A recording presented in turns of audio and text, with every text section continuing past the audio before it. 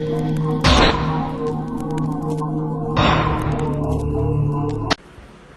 ladies and gentlemen, this is Richard with Surreal Sculptures, and I hear that sound.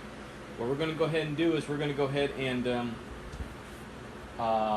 we're going to the bound woman on her knees on a pallet. We're going to go ahead and use her head. We're going to do is we're going to go ahead, this is her mold, that's specific for that particular piece. But we're going to go ahead and pour some sculpting wax into here. We're going to make a wax casting, and we're going to go ahead and custom sculpt we're going to custom sculpt her head with a ball gag in and all the embellishments and so on. So we'll see how that goes. This is Richard, and I will see you in a bit. Okay, it's Richard again. We went ahead and we're prepping this now. Making a wax casting is kind of like making the resin castings we made earlier. A little bit. Kind of, sort of. A little bit. But we're going to go ahead and right over here. We're going to go ahead and get our sculpting wax right now, and I will kind of show you kind of how I do it. See it?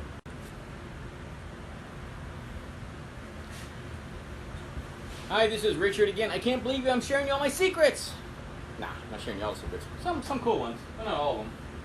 Anywho, what we need is we need a little something to stir it up. This is the sculpting wax right here. It's really messy. It's really hot. And I mean like hot fudge times 12 hot. So this is kind of how it looks. We went ahead and microwaved it. And just to give you an idea, this is hot sculpting wax. It's kind of mixed with polymers, and it's really good.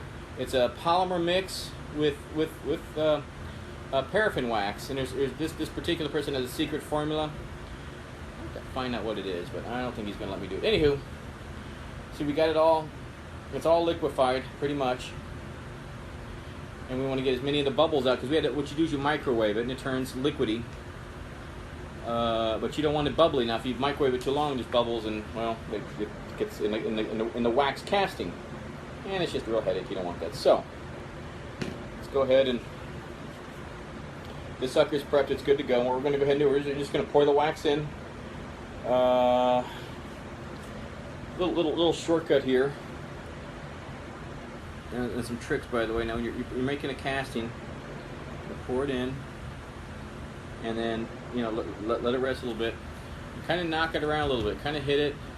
What you want to do is kind of get it all in all the little nooks and crannies, because what'll happen is if you don't, when you pop it, you're just going to get this casting with a lot of holes in it. It's just a pain in the butt. And pour real slow, no rush. But I can promise you, this microwavable glass container is really, really hot. I can even feel it through these insulated glass. Okay, here we go. We got it. Okay, so it's kind of popped to the top a little bit. Let's go ahead and kind of scratch that head a little bit more. Make sure we're in all the nooks and crannies. Let's top it off. And done. And what I'm going to go ahead and do is, I could leave it out here to air cool. Except for they got liquidy. It's actually a good thing. We can let it air cool. I'm going to put it in the freezer. I have a freezer here in my workshop that I use for beverages, but I also use it for cooling down wax, and also things that are hot. You just want to zap it. Also, another thing too, if you're sculpting with polymer clay, it's really soft, but you can freeze it, and allows you to do some more detailed work. It's hard when it's really soft. It's hard to do any detail.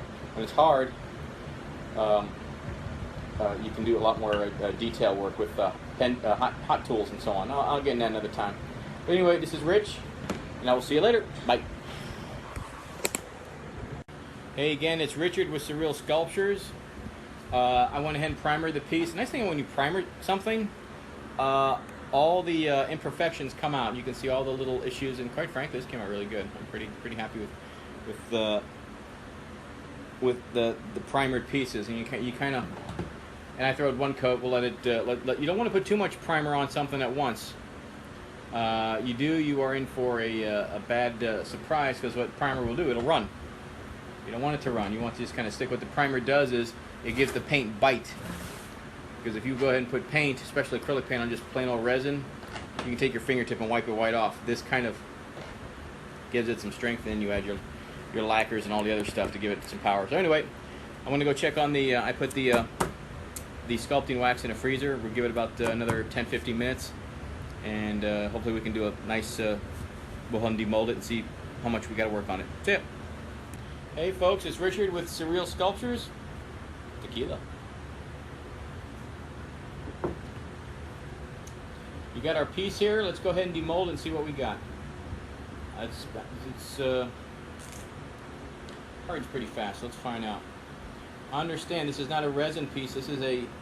Hopefully, it's going to be a clean, castable. What do you call? Head. Okay, now there's your. This is going to be the head. Now it's gray, but it's already got grooves in there for the ball gag and so on. So this shouldn't be too difficult. But if I'll show you something, see what happens when you don't shake it up good enough. Yeah, nice big. That's an air pocket. That's what you get. But I have ways around that too. I'll fix that. It won't be a problem. But anyway, this is. Oh, and I'm going to go ahead and that top part up there. It's going to get trimmed down. It'll be flat. Unless you want it to have the little kind of a tie on there, like it's a bag on there tied on her head. It can either have that or I can smooth it out. In fact, I'm going to request that you give me an answer on that because this is your opportunity to have fun with this. But anyway, this is your head, and I will get back to you in a little bit. See ya.